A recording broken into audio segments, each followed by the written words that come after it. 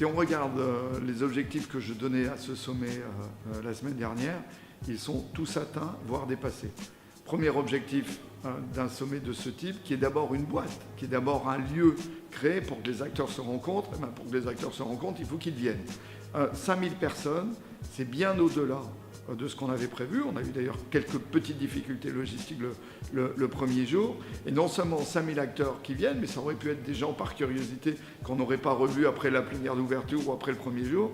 Mais ils étaient encore là ce matin, ils étaient là cet après-midi. On a fait plénière pleine cet après-midi. C'est la première fois dans ma vie que je commence une plénière dans une salle pleine où on refuse du monde.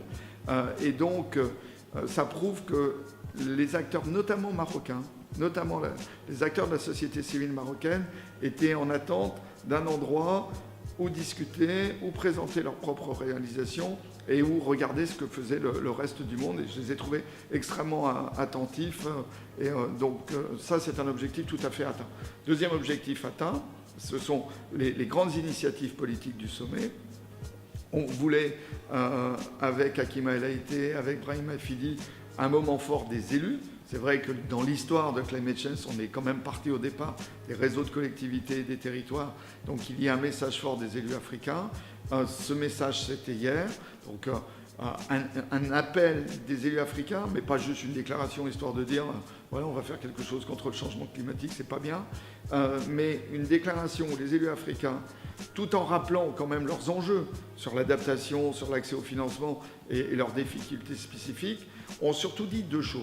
La première, on va assumer notre part de la responsabilité collective. Ça, c'est très clairement écrit dans cette déclaration, dans cet appel. Et deuxième chose, nous nous engageons maintenant à nous adresser aussi à nos sociétés civiles pour agir ensemble, renforcer l'action sur nos territoires.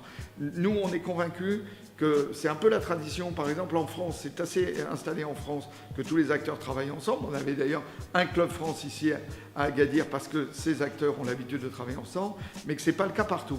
Et notamment en Afrique, il y a encore beaucoup de fragmentation entre les différents acteurs non étatiques et qu'il faut qu'ils se rassemblent. Les élus peuvent contribuer à ça. Donc cet appel à cette importance-là, ce n'est pas un appel sans date pour se revoir.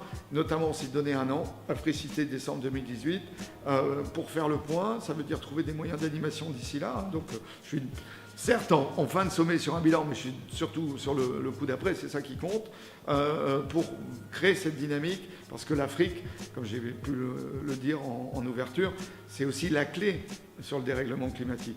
Il y a l'adaptation, bien sûr, mais il y a aussi l'atténuation. Les choix que l'Afrique va faire dans les prochaines années sur le développement urbain, sur l'agriculture, c'est soit la stabilisation des émissions mondiales de CO2, soit leur explosion. Donc c'est un enjeu majeur et je crois qu'Agadir a vraiment passé ce message-là.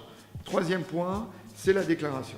La déclaration mondiale, c'est un passage obligé du sommet Climate Change.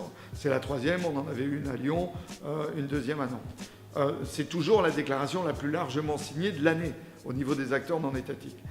Nous avons voulu avoir cette année une déclaration qui ne soit pas un nouvel engagement, une grande déclaration d'intention, on en a assez. On a voulu une feuille de route assez précise, voire fastidieuse. En écoutant Brahim Hafidi relire la déclaration, je me disais que c'était quand même un peu techno sur certains chapitres, mais c'est la volonté de mettre des propositions très précises sur la table, notamment pour préparer avec les États le dialogue de facilitation. Le message de cette déclaration, c'est un contrat. C'est un contrat entre les gouvernements et les acteurs non étatiques. Ce qu'on propose au gouvernement, c'est finalement de les rassurer sur le fait qu'ils prennent des engagements plus ambitieux. On le sait aujourd'hui, si les États ne vont pas plus loin que leurs engagements tels qu'ils ont été faits à Paris, les fameux NDCs, quand on calcule, ça donne plutôt une trajectoire 3,5-4 degrés d'augmentation des températures. Autant dire que le XXIe siècle n'a pas d'avenir. Donc il faut absolument que les États augmentent leur ambition. Mais nous leur disons, vous pouvez le faire parce que derrière, vous avez le potentiel de vos acteurs non étatiques.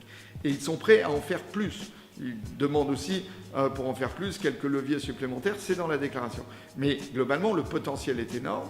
nous savons comment faire, nous savons comment changer la vie quotidienne, nous savons comment mener une transition énergétique, nous avons beaucoup de territoires ruraux qui peuvent changer aussi leur mode agricole.